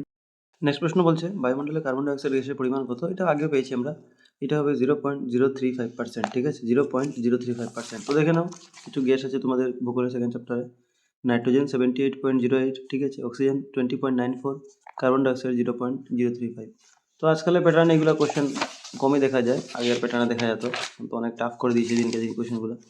এরপর দেখো, নিচে দেওয়া বায়ুমণ্ডলের গ্যাসগুলো কোনটি অ্যাসিড বৃষ্টি সৃষ্টি করে? অ্যাসিড রেইন কোনটা বানায়? অ্যাসিড রেইন সৃষ্টি করে, দেখো এটা আমরা আগেও পেয়েছি, ঠিক আছে? তো এটা হবে সালফার ডাইঅক্সাইড, ঠিক আছে? কোনটা দেখে নাও, তো এখানে সালফার ডাইঅক্সাইড একটা আছে, সালফার ডাইঅক্সাইড আর একটা আছে নাইট্রোজেন ডাইঅক্সাইড, একটু আগে আমরা ভিডিওতে পেয়েছিলাম, মানে কোশ্চেনটাতে পেয়েছিলাম, দেখে নিও। তারপরে দেখো, পৃথিবীর ক্ষুদ্রতম মহাসাগরের নাম লিখো। তো পৃথিবীর ক্ষুদ্রতম মহাসাগরের নাম কি? এটা হবে উত্তর মহাসাগর, ঠিক আছে? উত্তর মহাসাগর পৃথিবীর ক্ষুদ্রতম মহাসাগর। এখন উত্তর মহাসাগরের বিষয়ে জেনে নাও। তো এটা প্রায় 14 নিযুত বর্গ কিলোমিটার আয়তন, ঠিক আছে? কারণ মহাসাগর তো 5টা আছে, 5টার বিষয়ে একটু জানা দরকার, তার থেকে যদি কোয়েশ্চেন আসে করতে পারবে। বাকি উত্তর মহাসাগর সবচেয়ে ছোটো, ক্ষুদ্রতম, ঠিক আছে? আর উত্তর মহাসাগরকে এশিয়া, ইউরোপ আর উত্তর আমেরিকা মহাদেশের উত্তরাংশ উত্তর মহাসাগরকে ঘিরে আছে। তো মনে রাখবে, উত্তর মহাসাগরকে এশিয়া, ইউরোপ আর উত্তর আমেরিকা এই 3টে মহাদেশের উত্তরাংশ যেটা আছে এটা মহাসাগরকে ঘিরে আছে। আর গভীরতা 3500, ঠিক আছে? আমি অবশ্যই একটা ভিডিওতে গভীরতা ডিসকাস করেছিলাম, অবশ্যই আমি পারলে আর একটা লং কোয়েশ্চেনের ভিডিও নিয়ে আসবো যেটা এগুলো ডিসকাস করে দিব। এরপর দেখো নেক্সট কোয়েশ্চেন আর কি আছে, তো অসমের সবথেকে ঘনবসতি জেলাটির নাম লিখো। মানে এখানে বলেছে যে ঘনবসতি মানে ঘন ঘন মানুষ, বেশি বেশি মানুষ থাকে, ঠিক আছে, এক জায়গায়। তো দেখো সবথেকে ঘনবসতি জেলাটির নাম কি? এটার জন্য তোমরা ভূগোল বইয়ে পেজ নাম্বার 71 দেখবে, এই লিস্টটা খুব ইম্পর্টেন্ট, এখান থেকে যেভাবে কোয়েশ্চেন আসুক তুমি জিনিসটা পড়ে গেলে সুবিধা হবে। দেখো, আমরা জনসংখ্যার ঘনত্ব যেটা দেখবো এটা 2011 সালের দেখবো, কারণ 2011 সালের যেটা সেন্সাস হয়েছিল এটা লেটেস্ট ছিল, ঠিক আছে? সেন্সাস ওয়ার্ডটা আমি ইংলিশে ইউজ করছি, এটাকে বাংলায় বলে জনসংখ্যার তথ্য, ঠিক আছে? তো দেখো, জনসংখ্যার তথ্য 2011 সালে কামরূপ মেট্রো যেটা হবে সবচেয়ে ঘনবসতি জেলা, ঠিক আছে? কারণ এখানে প্রতি বর্গ কিলোমিটারে, মানে প্রতি 1 কিলোমিটার এরিয়ায় প্রতি বর্গ কিলোমিটারে 2010 জন লোক বাস করতো, ঠিক আছে? 2011 সালের একটা সেন্সাস, একটা সার্ভে হয়েছিল এর অনুযায়ী, ঠিক আছে? আর এই সার্ভেটা বা সেন্সাস যেটা হয় এটা প্রতি 10 বছরের অন্তরালে হয়, ঠিক আছে? তো দেখো, কামরূপ মেট্রো 1 নম্বর আছে, তুমি টপগুলো মনে রাখো। ঘনবসতিপূর্ণ কামরূপ 1 নম্বর ছিল, 2 নম্বর ছিল ধুবড়ি, ঠিক আছে? মনে রাখো সিরিয়ালটা, প্রথম 1 নম্বর কামরূপ, 2 নম্বর ধুবড়ি, কারণ এটা তোমাদেরকে মানে বাড়তি ক্রম বা ঘটতি ক্রম জিজ্ঞাসা করতে পারে এক্সামে, অ্যাসেন্ডিং ডিসেন্ডিং যেটাই।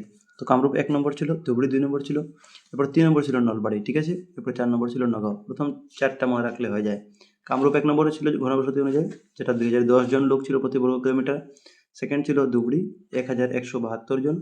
আর থার্ড ছিল তোমার নলবাড়ি 763, ঠিক আছে। আর ফোর্থ হলো তোমার নগাঁও। তো এটা মনে রাখবে। আর সবচেয়ে কম কোনটা ছিল, কমটাও মনে রাখবে সঙ্গে সঙ্গে। 2011 সালের অনুযায়ী জনসংখ্যা ঘনত্ব সবচেয়ে কম ছিল, মাত্র 44 জন ছিল প্রতি বর্গ কিলোমিটারে। এটা ছিল ডিমা হাসাও, ঠিক আছে। কি ছিল এটা? ডিমা হাসাও। আগের নাম ছিল তার উত্তর কাছাড় পার্বত্য, নতুন নাম ডিমা হাসাও। আগের নাম ছিল উত্তর কাছাড় পার্বত্য জেলা, এটা সবচেয়ে কম ঘনবসতি ছিল। তো তোমরা যদি ঘনবসতি এক্সামে আসে, তো জনসংখ্যাও আসতে পারে যে 2011 সাল অনুযায়ী সবচেয়ে জনসংখ্যা বেশি থাকা জেলাটির নাম কি অসমের। তো সবচেয়ে জনসংখ্যা যেটা বেশি ছিল, এটা নাম্বার 1-এ আসবে তোমার দেখো নগাঁও জেলার জনসংখ্যা সবচেয়ে বেশি ছিল অসমে 2011 সালের, ঠিক আছে, তথ্য অনুযায়ী মনে রাখবে। নগাঁও জেলা 1 নম্বর জনসংখ্যা, প্রায় এখানে 28 লাখ কত হাজার মানুষ ছিল, ঠিক আছে, 28,000 সামথিং। তারপরে 2 নম্বর আছে তোমার ধুবড়ি, 2 নম্বর ধুবড়ি। জনসংখ্যার ঘনত্ব অনুযায়ী সেকেন্ড ধুবড়ি ছিল, আর জনসংখ্যা অনুযায়ী ধুবড়ি সেকেন্ড আছে, ঠিক আছে, মনে রাখবে। জনসংখ্যার ঘনত্ব অনুযায়ী 1 নম্বর ছিল কামরূপ মেট্রো, কিন্তু জনসংখ্যা অনুযায়ী 1 নম্বর আছে নগাঁও, মনে রাখবে, ঠিক আছে। এরপরে তো আমরা জনসংখ্যা দেখতেছিলাম, নগাঁও 1 নম্বর, ধুবড়ি 2 নম্বর, 3 নম্বর শোনিতপুর আছে জনসংখ্যা অনুযায়ী, ঠিক আছে, এখানে প্রায় 19 লাখ। এরপরে 4 নম্বর আছে আমাদের কাছাড় ডিস্ট্রিক্ট, ঠিক আছে। তো এটা সিরিয়ালটা মনে রাখবে, টপ 1 2 3 4 মনে রাখলে হয়, যাতে কোশ্চেন জিজ্ঞেস করে জেনারেলি, মনে রাখবে। আর একটা জিনিস মনে রাখো যে 16 সালে ঘোষিত 2টি জেলা নতুন ছিল, মাজুলি এবং পশ্চিম কার্বি আংলং, ঠিক আছে। অসমে বর্তমানে 2026-এ যদি জিজ্ঞেস করে কয়টা জেলা আছে, 35টা জেলা আছে, মনে রাখবে, ঠিক আছে। 2016 সালে নতুন জেলা হয়েছিল মাজুলি এবং পশ্চিম কার্বি আংলং, এটা তোমরা একটু ফ্যাক্ট মনে রাখবে। এরপরে এইগুলো ডিটেলস এখান থেকে একটু পড়ে নিতে পারো তোমরা। দেখো বলছে অসমের কোন প্রকার সুতো সোনালী সুতারূপে বিখ্যাত। তো সোনালী সুতা কাকে বলা হয়? Golden silk. এটা তোমাদের আনসার হয়ে যাবে মুগা, ঠিক আছে, মানে ওই যে মুগা সুতা যেটা হচ্ছে এটাকে গোল্ডেন সিল্ক বলা হয়। এখানে দেখো লেখা আছে যে অসমে পরম্পরাগতভাবে, এখানে দেখো অসমের রেশম শিল্প রাজ্যের অন্যতম প্রধান কৃষিভিত্তিক শিল্প। তো কৃষিভিত্তিক শিল্পের মধ্যে রেশম শিল্প পড়ে। আর অসমে পরম্পরাগতভাবে 3 প্রকারের রেশম, মনে রাখো নামগুলো কি কি, এরি, মুগা এবং ননি পাট, এগুলো 3টা হচ্ছে রেশম শিল্পর জন্য অসমে, ঠিক আছে, উৎপাদন করা হয় এগুলা। তো এরি, মুগা এবং ননি পাট, ঠিক আছে। এটার মধ্যে যেটা সোনালী সুতা বলা হয়, এটা মুগা সুতাকে সোনালী সুতা বলা হয়। এটা অসমের জন্য, অসম এটার জন্য উৎপাদনের জন্য পৃথিবী বিখ্যাত। ভারতবর্ষের মোট উৎপাদনের 97% অধিক মুগা সুতা কেবল অসমে উৎপাদন করা হয়। 97% অসমে উৎপাদন করা হয় মুগা সুতা, যেটা পুরো ভারতবর্ষে উৎপাদন করা হয়, সমস্ত ভারতবর্ষ এটার মধ্যে, ঠিক আছে, এটা মনে রাখবে। আর এছাড়াও মুগা তো তোমার 97% হয়। আর এরি যেটা উৎপাদন, কারণ 3টা উৎপাদন ছিল, এরি, মুগা এবং ননি পাট। এরি যেটার মধ্যে 65% উৎপাদিত হয় অসমে। তো এই দুটার ক্ষেত্রে অসম কিন্তু অগ্রণী আছে, এটা মনে রাখবে তুমি। দেখো খুব একটা ইম্পর্টেন্ট প্রশ্ন চলে এসেছে। উত্তর আমেরিকা এবং দক্ষিণ আমেরিকার মধ্যে সীমা নির্ধারণ করেছে। তো একদিকে যদি নর্থ আমেরিকা, একদিকে সাউথ আমেরিকা আছে, তো তাদের মধ্যে সীমাটা কে নির্ধারণ করেছে? লোহিত সাগর, না পানামা খাল, না ভূমধ্যসাগর, না ইউরাল পর্বত? দেখো লোহিত সাগর তো হবে না। লোহিত সাগর আমরা আগে পেয়েছি, যেটা এশিয়া আর আফ্রিকাকে পৃথক করে, ঠিক আছে, লোহিত সাগর। এটা এখানে পানামা খাল হবে। উত্তর আমেরিকা দক্ষিণ আমেরিকার মধ্যে পানামা খাল আছে, ঠিক আছে। দেখো এই জিনিসটা ডিটেলস তোমাদের বুঝিয়ে দেওয়া আছে অ্যাকচুয়ালি, আমরা একটু খেয়াল করি না এগুলো লাইন, কিন্তু একবার দেখো, আমি আগে খেয়াল করিনি, এখন কিন্তু এটা খেয়াল করেছি। দেখো এখানে লেখা আছে একটু ডিটেলসে যে যদিও দেশগুলির মধ্যে আন্তর্জাতিক সীমা নির্ধারণ করা আছে, তথাপি মহাদেশগুলির মধ্যেকার সীমা মূলত প্রাকৃতিক উপাদান যেমন নদ নদী, সাগর, মহাসাগর ইত্যাদি নিরূপণ করা হয়।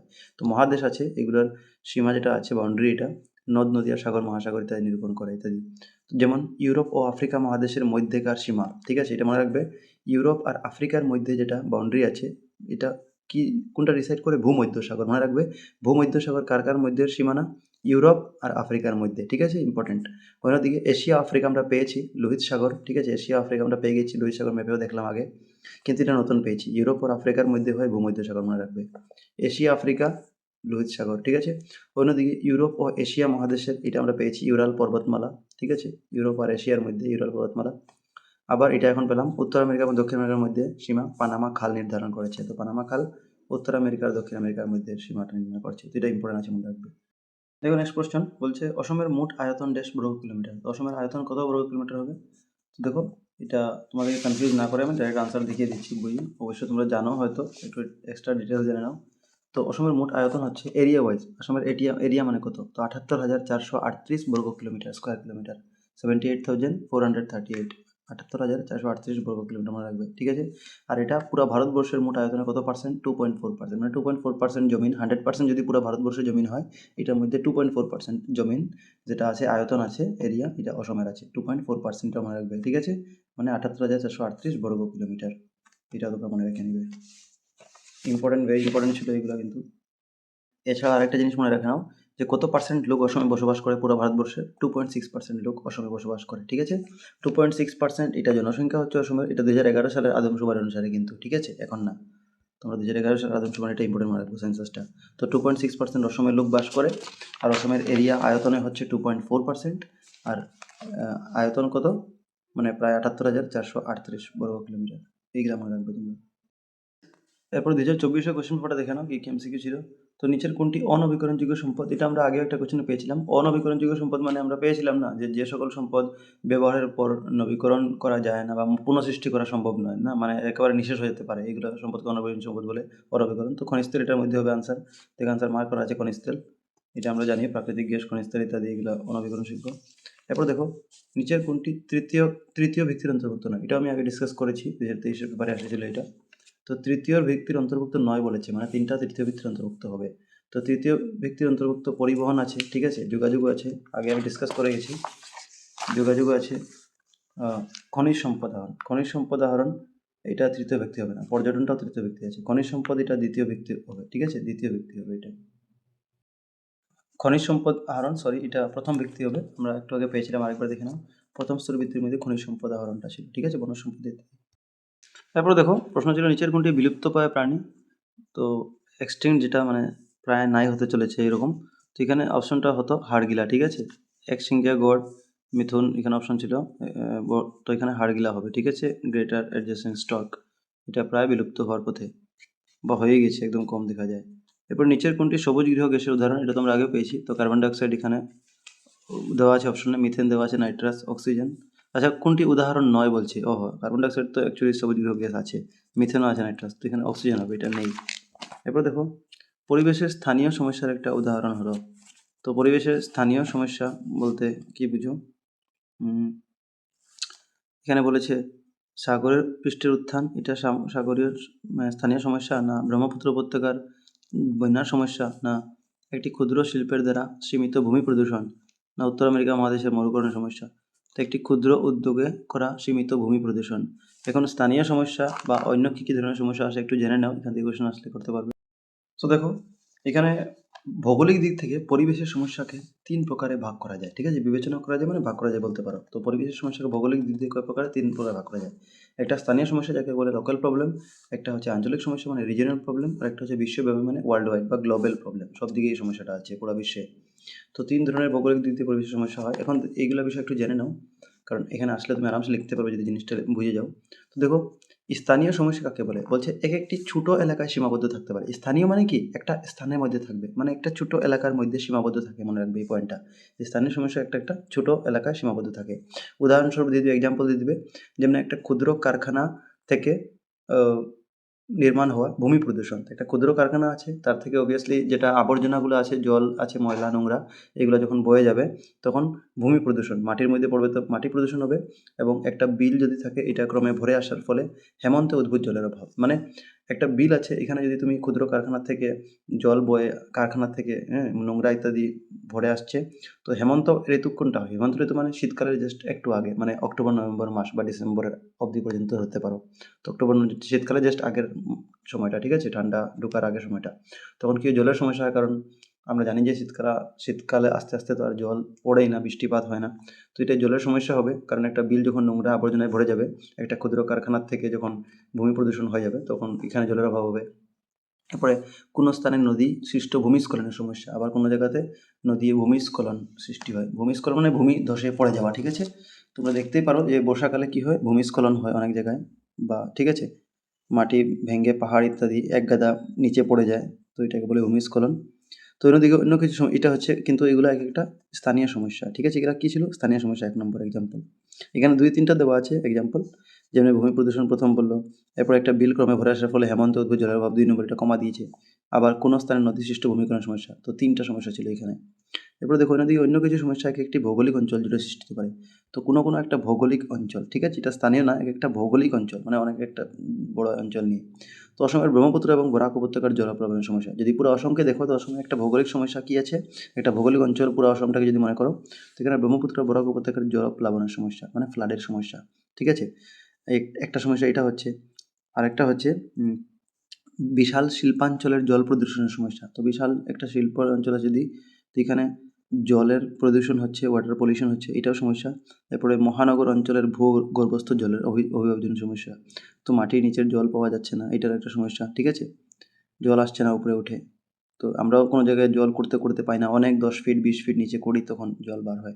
তো এটাও মহানগর অঞ্চলে, এটা স্পেশালি মহানগর অঞ্চলে হয়, গ্রামে গঞ্জে তো হয় না, ঠিক আছে? শহর এগুলোতে নদী অববাহিকার ভূমিক্ষয় সমস্যা, এগুলো কি আঞ্চলিক সমস্যা উদাহরণ। তোমরা রাখবে আঞ্চলিক সমস্যা হচ্ছে একটা ভৌগোলিক অঞ্চল জুড়ে সৃষ্টি সমস্যা, ঠিক আছে? থাকা সমস্যা। এরপরে আরেকটা সমস্যা আছে বিশ্বব্যাপী, তো এর বিপরীতে কিছু পরিবেশ সংক্রান্ত সমস্যা সমগ্র পৃথিবীতে যেগুলো সমস্যা আছে জুড়ে নেয়, সেরকম সমস্যা বেশিতে কোনো ভৌগোলিক সীমা থাকে না, এর কোনো পার্টিকুলার সীমা থাকে না। উদাহরণ হিসেবে বিশ্ব উষ্ণায়নের সমস্যা, গ্লোবাল ওয়ার্মিং যাকে বলে, সমস্যার প্রতি দৃষ্টি আকর্ষণ করা যায়। এই সমস্যা বায়ুমণ্ডলের সঙ্গে জড়িত বলে বিস্তৃতির দিক থেকে তা অসীম। তো এটা পুরো বায়ুমণ্ডলের সঙ্গে জড়িত, তো এটা একটা অঞ্চলে বা একটা ভৌগোলিক এলাকায় থাকে না, পুরো সমস্ত বিশ্ব ব্রহ্মাণ্ডে থাকে এটা, ঠিক আছে? তো এইগুলো জিনিস তোমরা পড়ে নিবে। 3টা সমস্যার বিষয়ে আশা করি বুঝতে পেরেছো, লিখতে পারবে। তো তোমরা দেখলেই যেটা আমরা এখানে আনসার পেয়েছিলাম যে একটা ক্ষুদ্র উদ্যোগ করা সীমিত ভূমি প্রদূষণ, এটাই ছিল স্থানীয় সমস্যা, ঠিক আছে? আমাদের কোয়েশ্চেন স্থানীয় সমস্যা বলেছিল। এই যে আমরা স্থানীয় সমস্যা পেলাম, একটা ক্ষুদ্র কারখানা, ঠিক আছে, কৃত সীমিত, এটা ভূমি প্রদূষণ। তারপর একটি বিল, এগুলো আছে আমরা পড়লাম জাস্ট একটু আগে, তোমরা খেয়াল করেছো। এবার দেখো নেক্সট, মাটিকালি হিসাবে পৃথিবীর বৃহত্তম দেশ কোনটি? তো মাটিকালি হিসাবে মানে largest country in terms of the land area, জমিন জায়গার হিসাবে সবচেয়ে বড় জায়গা কোনটা হবে? দেখো এখানে অপশন হবে রাশিয়া, ঠিক আছে? রাশিয়া যেটা হবে, এটা মাটিকালি হিসাবে সবচেয়ে বড় জায়গা, সবচেয়ে বড় এরিয়া আছে এখানে। এখন তোমাদের নিশ্চয়ই প্রশ্ন থাকতে পারে যে রাশিয়া যদি মানে আয়তনের ক্ষেত্রে 1 নম্বর হয়তো 2 নম্বর কে? তো 2 নম্বর দেশটা হবে কানাডা, মনে রাখবে। কানাডা যেটা হবে এটা 2nd পজিশনে আছে। 3rd পজিশনে আছে আমেরিকা, ঠিক আছে? এরপরে 4th পজিশনে আছে চায়না। আমি কিন্তু এরিয়া ওয়াইজ বলছি আয়তন হিসাবে, ঠিক আছে? 1 নম্বর রাশিয়া, কানাডা, এরপরে আমেরিকা, এরপরে চায়না, এরপরে ব্রাজিল। এরপরে আ ভারত আমাদের 7 নম্বরে আছে। 6 নম্বরে এক্সাক্টলি, হ্যাঁ, 6 নম্বরে অস্ট্রেলিয়া আছে। 6 নম্বরে অস্ট্রেলিয়া আছে। এরপরে ভারত 7 নম্বরে। তো তোমাকে এই কয়টা মনে রাখলে হবে। যেটার মধ্যে রাশিয়া যেটা এটা এশিয়া মহাদেশে পড়ছে। এরপরে যেটা 2nd বললাম কানাডা, এটা উত্তর আমেরিকা মহাদেশে পড়ে, ঠিক আছে? নর্থ আমেরিকার মধ্যে পড়ে, উত্তর আমেরিকা। আর যেটা 3rd আছে আমেরিকা, এটাও নর্থ আমেরিকার মধ্যে। 4th চায়না আছে, এটা এশিয়ার মধ্যে পড়ে। 5th যেটা বললাম ব্রাজিল, এটা দক্ষিণ আমেরিকার মধ্যে পড়ে, সাউথ আমেরিকা, ঠিক আছে? দক্ষিণ মহাদেশে পড়ছে।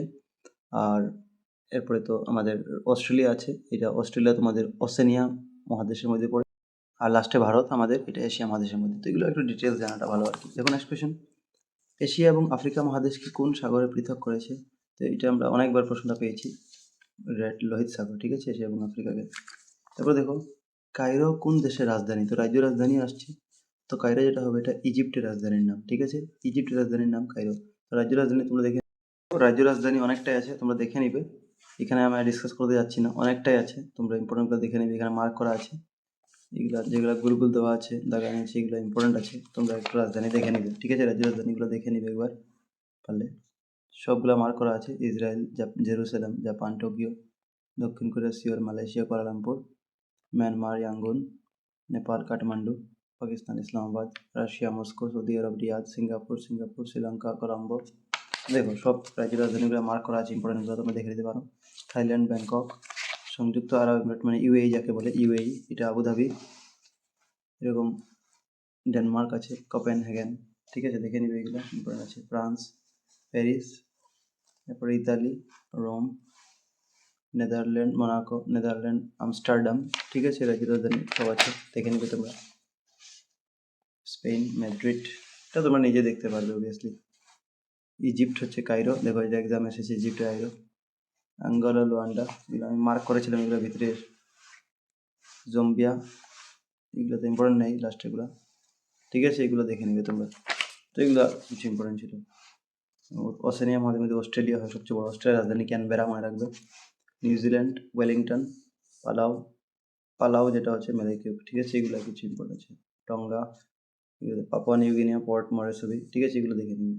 একটা জিনিস মনে রাখবে, সমগ্র বিশ্বে মোট 197টি দেশ আছে, এটা ভেরি ইম্পর্টেন্ট, ঠিক আছে। সমগ্র বিশ্বে কয়টা দেশ আছে? 197টা দেশ আছে, মনে রাখবে।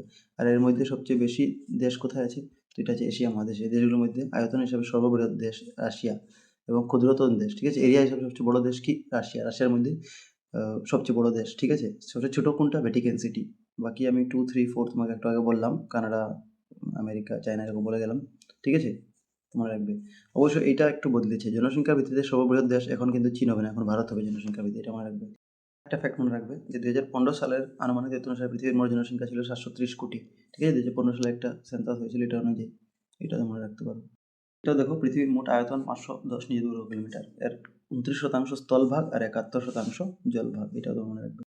তারপর দেখো, বলছে 2011 সালে ভারতের লোকগণনা অনুসারে অসমে শিক্ষিতের হার কত শতাংশ ছিল? অসমে কত পার্সেন্ট মানুষ শিক্ষিত ছিল 2011 সালে, যেটা লোকগণনা ছিল সেন্সাস অনুযায়ী, সেটা ছিল 72.19%, ঠিক আছে। 72.19% লোক শিক্ষিত ছিল 2011 সালের তথ্য অনুযায়ী। এখানে দেখো লেখা আছে বইয়ে যে শিক্ষিতের হার শতাংশে 72.19, 72.19% ছিল, ঠিক আছে। এটা 2011 সাল, 2001 সাল ছিল 63.25। তো বেসিক্যালি এইটাই এক্সামে আসে, তবু তোমরা কোনো সময় তুলনাটা একটু দেখে নিও।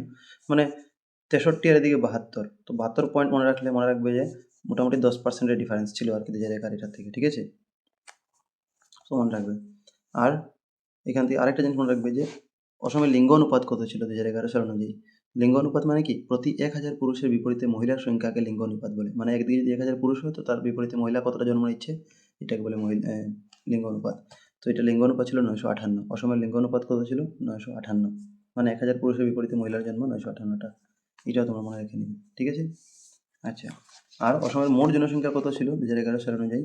তো এটা ছিল 312,05,00,000। 312.05 মানে 312 পয়েন্টের বাম সাইডে এটা মানে তোমাদের 3 কোটি, ঠিক আছে। এটা 312 না, সরি, এটা 3,12,00,000 এই 5,000 কিছু সামথিং ছিল, মানে 3,12,00,000 তোমরা মনে রাখো। এরকমই কিছু ফিগার ছিল, এক্স্যাক্টলি ফিগারটা দেওয়া হবে তোমাদের কোনো জায়গায়, দেখে নেবে। এখন তোমার নেক্সট কোয়েশ্চেন। 2011 সালের জনসংখ্যা অনুযায়ী লোকগণনা অনুসারে অধিক জনসংখ্যার নগর থেকে আরম্ভ করে ক্রমে কম জনসংখ্যার অসমের প্রথম শ্রেণীর নগরগুলো হলো। তো বলছে অধিক জনসংখ্যার নগর থেকে, যেটা বেশি আছে এটা আগের থেকে, এরপরে কমে কমে যাবে, কম জনসংখ্যার অসমের প্রথম শ্রেণীর নগরগুলো। তো প্রথম শ্রেণীর নগরগুলা এখানে টপ 4টা সিলেক্ট করতেছিল। দেখো তোমাকে দেখাচ্ছি আমি, বইয়ে দেখো, এখানে একটা জিনিস লেখা আছে যে 2011 সালের লোকগণনা তথ্য অনুসারে অসমের 60টি প্রথম শ্রেণী নগর ছিল। কয়টা? ফার্স্ট ক্লাস সিটি যেটা ছিল প্রথম শ্রেণী নগর 60টা, আর দ্বিতীয় শ্রেণীর নগর 6টা ছিল, এটা মনে রাখবে। মানে টোটাল 713টা নগর ছিল প্রথম দ্বিতীয় মিলে। এর মধ্যে দেখো, তো এখানে লিস্টটা দেওয়া আছে যে প্রথম শ্রেণীর নগরের মধ্যে কোনটা ছিল। তো অসমের প্রথম শ্রেণীর নগরের মধ্যে, যেটা প্রথম শ্রেণীর নগর প্রথম 7টা আছে, এই যে 1 থেকে 7 পর্যন্ত, এটার মধ্যে প্রথম শ্রেণীর সবচেয়ে বেশি জনসংখ্যা ছিল গুয়াহাটি 1 নম্বর উপর টপ। দেখো এখানে জনসংখ্যা সবচেয়ে বেশি ছিল 9,68,000 সামথিং, ঠিক আছে। এটা নগর বলছে, টাউনের কথা বলছে, সিটির কথা। গুয়াহাটি ছিল 1 নম্বর প্রথম শ্রেণীর নগর। এরপরে সেকেন্ড ছিল শিলচর, আমাদের শিলচর যেটা আছে এটা 2 নম্বরে ছিল। এরপরে 3 নম্বর ডিব্রুগড় ছিল, 4 নম্বরে যোরহাট ছিল। তো সিরিয়ালটা মনে রাখো। দেখো অপশন দেখো, গুয়াহাটি, শিলচর, ডিব্রুগড়, যোরহাট। এখানে 1 নম্বর অপশনটাই কারেক্ট হয়ে যাবে, কারণ এখানে বলেছে বড় থেকে ছোট, বলেছে অধিক জনসংখ্যা নগর থেকে আরম্ভ করে ক্রমে কম, এর জন্য এটা কমতে থাকবে, তো এটা হবে সিরিয়ালটা, ঠিক আছে। এখন দ্বিতীয়টাও আসতে পারে, দ্বিতীয় শ্রেণীর নগর যদি আসে, তো দ্বিতীয় শ্রেণীর মধ্যে ধুবড়ি 1 নম্বর ছিল, ঠিক আছে। এরপরে ছিল ডিফু, এরপর উত্তর লখিমপুর, এরপরে করিমগঞ্জ, এটা আমরা রেখে নেবে। দ্বিতীয়র মধ্যে ধুবড়ি, ডিফু, উত্তর লখিমপুর, করিমগঞ্জ। আর প্রথমের মধ্যে গুয়াহাটি, শিলচর, ডিব্রুগড়, যোরহাট। প্রথম শ্রেণীর মধ্যে লাস্ট ছিল তেজপুর, দ্বিতীয় শ্রেণীর মধ্যে লাস্ট ছিল গোয়ালপাড়া, কম সবচেয়ে জনসংখ্যা। তো এগুলো একটু তোমরা খাতা লিখে ভালোভাবে জিনিসটা শিখে নেবে, ঠিক আছে।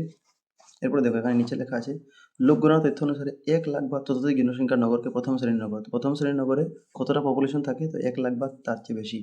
আর 50,000 থেকে 1 লাখের নিচের জনসংখ্যাকে, তো 50,000 থেকে শুরু করে 1 লাখের নিচে যতই হোক, মানে 50, 60 লাখ, 60,000, 70,000, 80,000, 90,000, 99,000 পর্যন্ত সবটাকে আমরা দ্বিতীয় শ্রেণীর নগর বলবো। 1 লাখের নিচে হলেই, ঠিক আছে, 1 লাখের নিচে হলেই এটা দ্বিতীয় শ্রেণীর নগরে চলে যাবে 50 থেকে। আর 1 লাখ বা 1 লাখের উপর যদি হয়, তখন এটা প্রথম শ্রেণীর নগর। তো এটাও একটু মনে রেখে নেওয়াটা ভালো, কারণ কোয়েশ্চেন কীভাবে করবে। এখন আরেকটা জিনিস এখান থেকে বলে দিই যে 1981 সালে অসমে কোনো লোকগণনা হয়নি, এটা মনে রাখবে। অসমে কোন সালে কোনো লোকগণনা হয়নি, কোনো সময় আসে যায়, তো 1981 সালে অসমে লোকগণনা হয়নি, সেন্সাস হয়নি, মনে রাখবে, ভেরি ইম্পর্টেন্ট। নেক্সট কোয়েশ্চেন বলছে অসমের অন্যতম দীর্ঘতম রাষ্ট্রীয় রাজপথটি, তো লংগেস্ট ন্যাশনাল হাইওয়ে আসামের মধ্যে, এটা হবে 37 নাম্বার ন্যাশনাল হাইওয়ে, ঠিক আছে, NH 37, 36 নং রাষ্ট্রীয় রাজপথ, ঠিক আছে। কিন্তু একটু আগে পেয়েছিলাম 40 নম্বর, যেটা রাষ্ট্রীয়, যা তো গুয়াহাটি আর শিলংকে কানেক্ট করে, কিন্তু এখানে সবচেয়ে লংগেস্ট বলেছে, তো এটা হবে 37 নং, মনে রাখবে, কনফিউজ হবে না দুইটা প্রতি। তারপর দেখো একটা কোশ্চেন আমরা ছেড়ে গেছি এখানে। জনসংখ্যার দিক থেকে অসমের প্রথম, দ্বিতীয় এবং তৃতীয় বৃহৎ জনজাতি হলো। জনসংখ্যার দিক দিয়ে সবচেয়ে বেশি জনজাতি কার, মানে সংখ্যা কার, এরপর সেকেন্ড কার, তো এটা হবে বড়, 1 নম্বর হবে বড়, যেটা আছে এটা সবচেয়ে বড় জনজাতি অসমের পপুলেশন, এরপরে মিসিং হবে সেকেন্ড, এরপরে কার্বি হবে ফোর্থ, বললে রাভা হতো, ঠিক আছে। তো বড়, মিসিং, কার্বি, রাভা, এটা মনে রাখবে। এখানে উল্টো পুল্টো করে কোনো সময় জিজ্ঞাসা করবে যে ছোটো থেকে বড়, এটা তো বড় থেকে ছোটো হচ্ছে, 1 নম্বর বড়, 2 নম্বর মিসিং, কার্বি জনজাতি সবচেয়ে বেশি পপুলেশন, এরপরে রাভা আছে, চারটা। এরপর দেখো অসমের সবথেকে বৃহৎ কৃষিভিত্তিক উদ্যোগ কোনটা? তো কৃষিভিত্তিক উদ্যোগ কোনটা? অ্যাগ্রো বেসড ইন্ডাস্ট্রি, এটা হবে চা উদ্যোগ। এর জন্য চা উদ্যোগটা ইম্পর্টেন্ট আছে, পড়বে, ঠিক আছে। এগুলো সম উদ্যোগও পড়ে নেবে, একটা তার বিষয়ে বড় প্রশ্ন। চা উদ্যোগ সবচেয়ে বড় কৃষিভিত্তিক উদ্যোগ, মনে রাখবে।